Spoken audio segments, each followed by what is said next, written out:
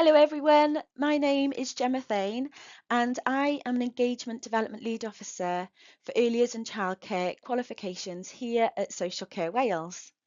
We aim to make a positive difference to the early years and childcare sector in Wales by supporting the workforce in areas such as qualification development, training sessions, development of resources such as recruitment materials, e-learning activities and implementation of frameworks. The All Wales Induction Framework for Early Years and Childcare Managers is completely brand new, so we're really excited. It was launched on the 28th of November at our national conference this year by the Minister for Children and Social Care to support new managers settle into their roles, helping them to develop the skills that they need to support their teams to offer the highest standards of child-centred practice, care and education. So we've put this short video together to explain what the framework is, who should complete it, and how individuals like yourselves can support managers in taking them through their journey to complete it. Now, it's the Welsh Government's ambition to develop a skilled childcare and play workforce that's highly valued. And so new workers or managers stepping up into leadership roles is quite a transition, taking on extra responsibility while learning new knowledge and skills on the job. We know a strong induction process is the foundation to helping new managers understand their role, learn the values and expectations that's essential for them. It will help them build confidence in leading child-centred practice, supporting team performance, and managing the day-to-day operations of their setting. It also supports their personal growth, increases job satisfaction where they are more likely to feel engaged and stay committed to their work. So it's really crucial that we are in a position where we can support managers, where they can lead their team in delivering that high quality care for children. The All Wales Induction Framework is based on a set of essential knowledge and practical standards that is needed for early years and childcare managers. To ensure consistency across the management role in the sector, the induction standards that make up this foundation was taken from the learning outcomes of the current Level 4 and Level 5 in the Children's Care, Play, Learning and Development qualifications.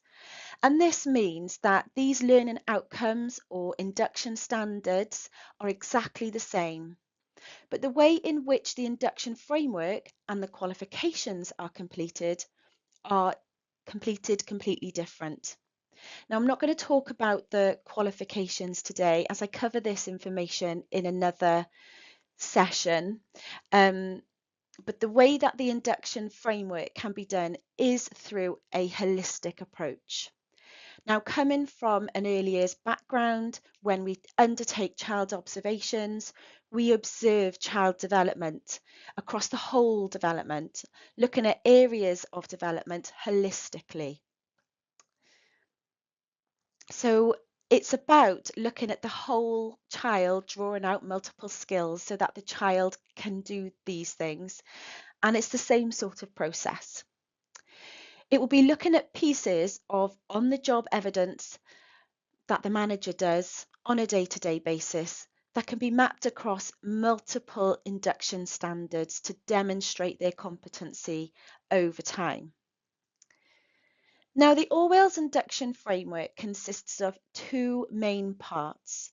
We have Part A, which covers knowledge-based standards that include topics like understanding how to lead child-centred practice, understand different leadership theories, and understanding managing team performance. Part B focuses on the manager's skills, where they will need to show that they can lead and manage child-centred practice, where they can lead and manage effective team performance, leading and managing the quality of the setting, and practice that promotes safeguarding, health and safety, and security. So who completes the All Wales Induction Framework? Well, I've popped this infographic here on the slide to illustrate what's recommended for good practice and what's mandatory for practice, and I'm going to go through each of them now. All early years and childcare settings, excluding Flying Start managers, are required to hold a level 3 qualification or above. So new managers with a level 3 qualification can complete the induction if they wish to support them settle into their new role.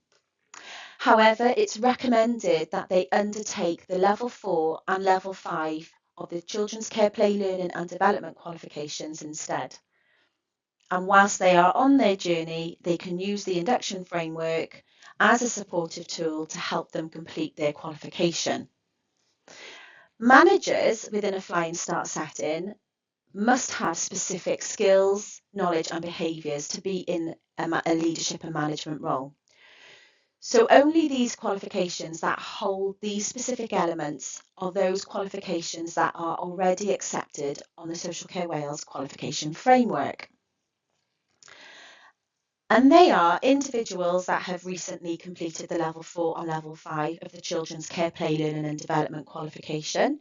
And we know they don't need to complete the Orwell's induction framework because the induction standards and the learning outcomes are exactly the same and they've recently completed it. Individuals, though, who have an accepted qualification under past qualifications, so legacy qualifications that they completed years ago, those individuals who are becoming a Flying Start manager, they will be recommended to do the Orwell's induction framework because as they have completed their qualifications some years ago, it's really good practice to keep up with their knowledge and skills and behaviours and keep up to date with current legislation that's current. And these individuals must have lots of leadership and management evidence that can be used to map into their Orwell's induction frameworks. Now, we have recently been working with the sector to look at seeing if there are any more qualifications that we can add to the qualification framework for a Flying Start manager. And we recognise that some qualifications could be considered if they were strengthened with a framework that covers the gaps of those specific leadership and management standards. So by creating this framework, we were able to also include the QCF Level 5 Diploma in Children's Care Learning and Development Advanced Practice Pathway and certain degrees. So the QCF Advanced Practice Pathway is now on our framework and will be accepted if the manager completes both Part A and Part B of the framework. And certain degrees are also now on our qualification framework because universities embedded all of that level 4 in preparing for leadership and management into their modules. And as a result, these individuals will have already obtained Part A. And therefore, those with approved degrees will only need to complete Part B of the Orwell's induction framework to address the gaps in their skills.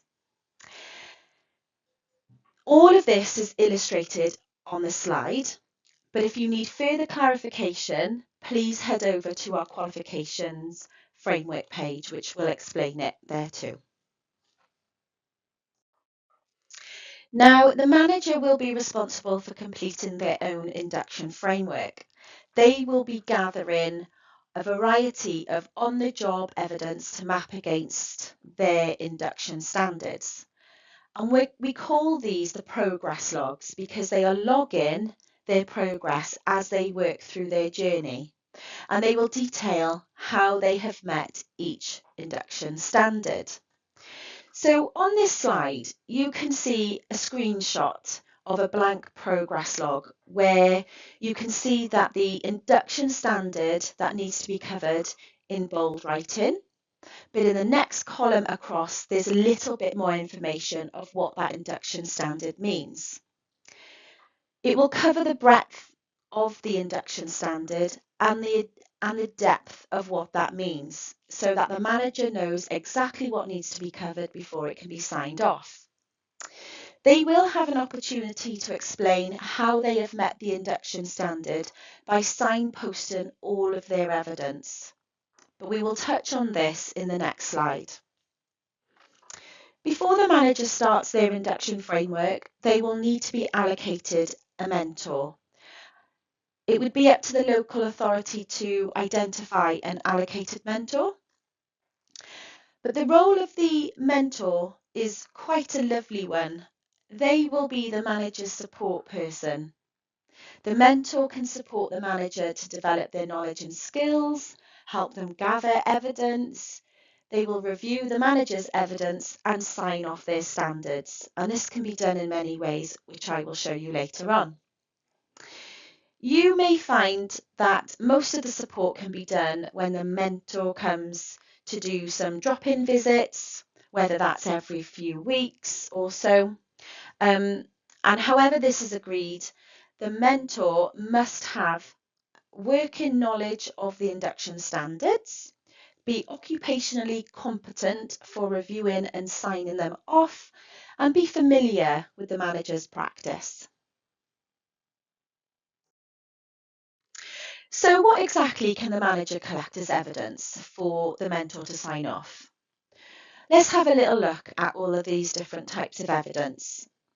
On the slide, you can see that we have oral or written questioning. So as a mentor, you might ask them how they have reviewed or updated the settings policies, or how they have carried out fire drills or organised training for staff. And that could be done verbally, or the manager might decide to make some notes and write it down. They can use a variety of work products. They have heaps of it in their setting. So they might signpost certain activity plans. They might signpost to calendars that they've implemented for organisation. They might have created some presentation slides for a staff meeting.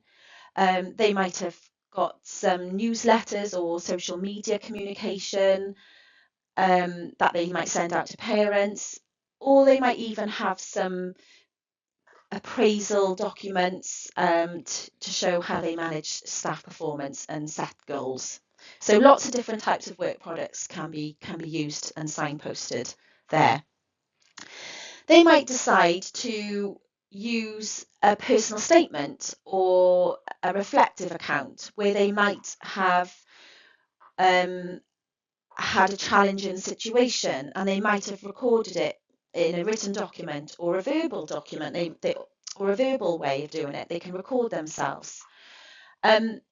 Things like dealing with conflict or dealing with a sudden staff shortage, things like that will help to reflect on how they've managed the situation and what they could do differently if that situation arose again. So lots of personal statements, lots of reflective accounts is a really good way of capturing real life evidence on the job. Professional discussions, you as a mentor might decide to do a professional discussion with them where they could discuss what's happening with their team. So they'll be talking about team dynamics and how their leadership style and the way they communicate might influence the performance of their setting. Their vision, their goals of their setting is always going to be there to help them try to achieve what they need to achieve for their setting. And again, this could be a verbal discussion, and it could be recorded and stored somewhere, or they might decide to do a small testimony to back up, a bit of evidence on there, and you can record what happened through the discussion, and what took place and what was said, etc. Observations, you might do a drop-in visit. You might be able to see the manager doing something in the moment. You might decide to do a planned observation where you are there present watching them lead a staff meeting. But they will always interact with staff and children. So when you drop in, you'll see them doing their day-to-day operations. and you can make some notes and write up an observation when you do those visits. So it could be a planned observation where you want to see something specific to cover, or you might just do an ad hoc visit where you've seen something really, really good and you think that's a really good piece of evidence that they can map into their progress log.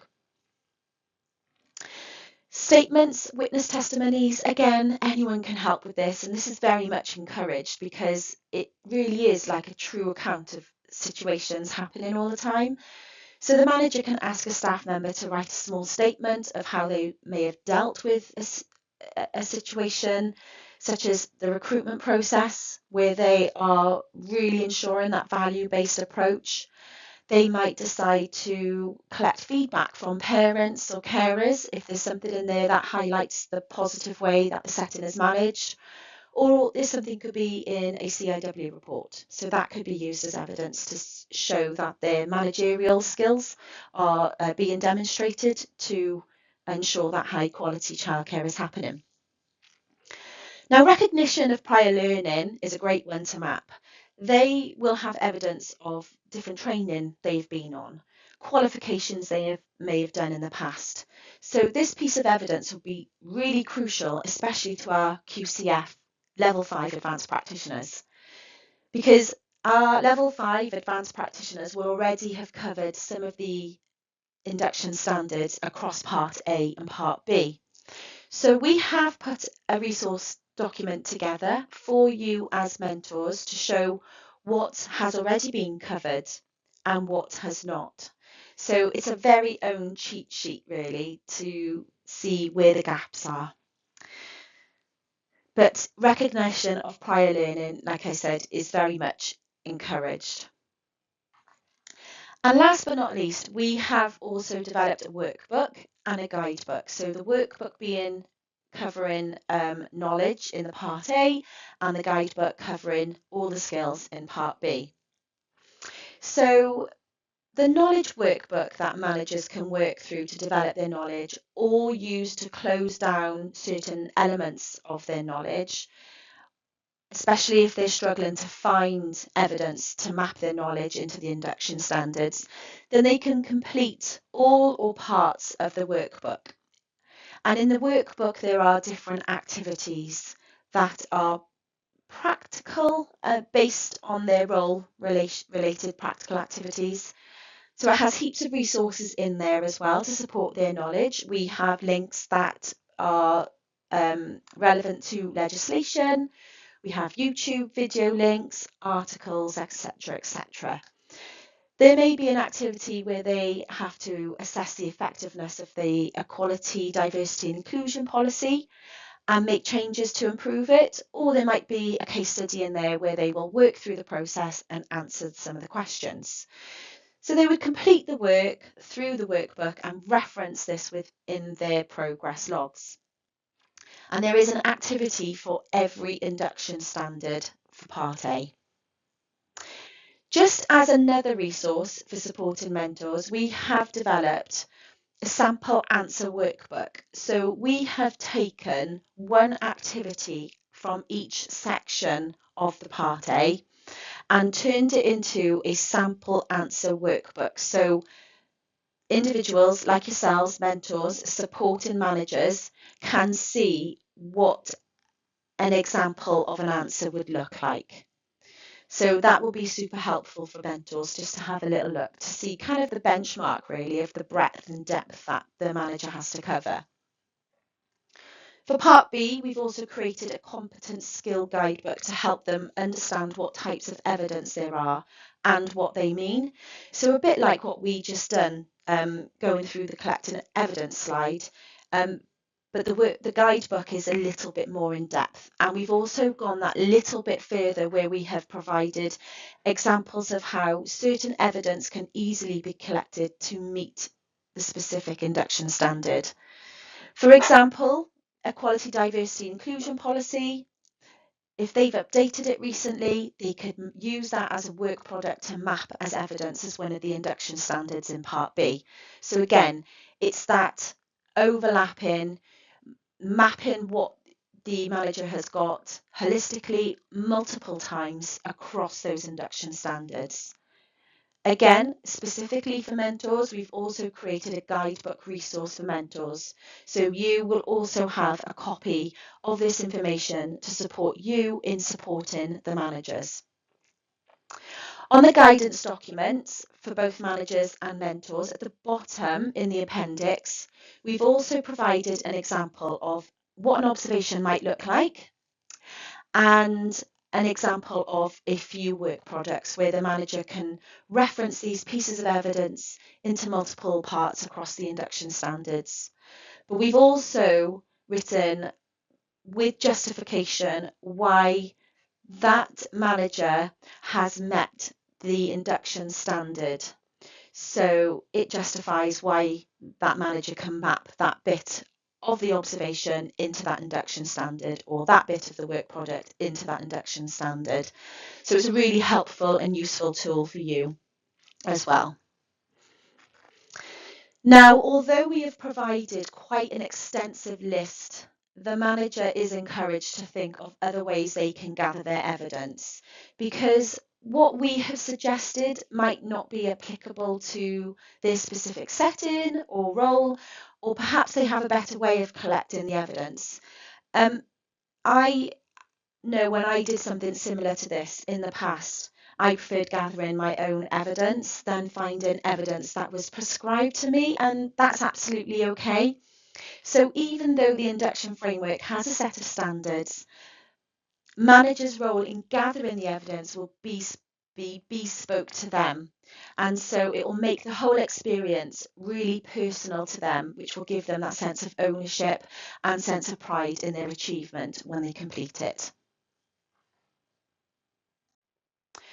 So you can see this is an example of a completed progress log. But first I wanted to show you what the columns in the progress log mean. The learning outcome column is just a number that we have used to reference the induction standard. The induction standard column is the standard that the manager must cover, whether it is a knowledge, a skill, or a behaviour. These standards serve as the benchmark to ensure that the manager can completely fulfill their managerial responsibilities. The next column where it says this means I have the understanding and ability to is where we will see the breadth and depth of the induction standard. So it's really helpful for the manager to understand what the induction standard means, because the standard can actually be quite brief. So knowing what they need to cover will help them really think about all of the pieces of evidence they already have to map into this section. And once they do, they will then be ready to record their evidence and say how they have met this standard in the next column. And again, as I said before, this could be a number of pieces of evidence, which we went through with the evidence such as training, work products, and or recognition of prior learning. The next column is where the mentor will be reviewing the evidence and making a comment to feedback. And once the induction has been met and the manager and the mentor are happy, they will sign and date the induction standard off. So let's scroll down to have a little look at an induction standard having been completed already. So this has been made up for the purpose of this demonstration, but the induction standards, as you know, are real. So this induction standard relates to Part A, Section 1, which is Leading Child-Centred Practice. And the learning outcome number is number 2, where the manager has to show that they understand how to promote equity, equality, diversity and inclusion. Now you can see the induction standard in black bold writing, and in the next column, the breadth and depth of that standard. Can you see that there are 3 areas here? So that's the breadth and depth, 2.1, 2.2 and 2.3. The manager has written actually quite a comprehensive bit of feedback where they have completed the workbook, written something around policy documents, so they have training records and records of minutes in the meetings that they cover to demonstrate that they've covered this standard very fully. However, if the manager has completed the activity in the workbook, it covers the breadth and depth of this induction standard, so they wouldn't really need to add extra evidence. But it is good practice too, because if they put as much information in there as possible, then it's ready to map into the part B of their framework. So they've got it all there anyway. But you can see that there have been comments made from the mentor confirming that the manager has lots of up-to-date knowledge here, so they have both signed and dated that standard off. We've also made up an example of the induction standard for Part B, and in this demonstration it covers section 4, which is all about professional practice. The learning outcome 3 is about using analysis of incidents, compliments, concerns and complaints to improve the setting. Again, with this particular standard, the breadth and depth of this standard covers 6 areas in which the manager has evidenced their standard is kind of like an overview what they have done previously and where the evidence is. So if you read how they've met their standard, it's a bit of an overview, but they have signposted where the evidence is within their workplace. Now, if I was the mentor, I would check out the settings policies that the manager said they wrote and see how they've updated them or how they update them often. Do they use a tracker? Do they use a planner to update these? I would briefly look at staff meetings where there's feedback of incidents has been discussed. And again, the manager said there are statements, so it'd be really lovely to read these. Again, the mentor would feedback on what they have seen and signed off and sign off the standard if it's been met. So you can see here, this particular mentor said that they confirm that J Blogs has been able to demonstrate their skill for this induction standard. And as the mentor, I've seen all the evidence that has been referenced here. Oh, and they've also done an observation where they have observed Joe Blogs carry out a staff meeting covering this induction standard. Brilliant. Lots and lots of evidence there. So yeah, as a mentor, I would be happy to sign this induction standard off. Once all of the standards have been signed off by both the manager and mentor over that period of time, they will be able to sign off the certificate of achievement. And wow, what a journey, but a huge achievement to be proud of. And this certificate of achievement must be kept with the completed progress logs, which can be used to show evidence that the manager has successfully completed their induction, or qualified to work as a Flying Start manager if they have completed the QCF Advanced Practice qualification previously or with one of the accepted degrees on the qualification framework. Yes, it can be stored on the manager's file, ready for anybody who needs to see it, such as a CIW inspector, so it'll be ready for them to check. And so this brings us to the end of the presentation today, sadly. On this slide, you can scan the QR code. It will take you directly to all of our induction frameworks on our website. You want to select the All-Well's Induction Framework for Early Years and Childcare Managers window to access all of the documents and resources. But please get in touch with us anytime. We would love to know if you have any questions or specific feedback on this pre-recorded video, or if you need some more support with implementation of the All-Well's Induction Framework, please don't hesitate to email us. So I'm going to leave you with a huge good luck with the framework, not that you're going to need it, and a big deal for listening to me today. Good luck and thank you for listening.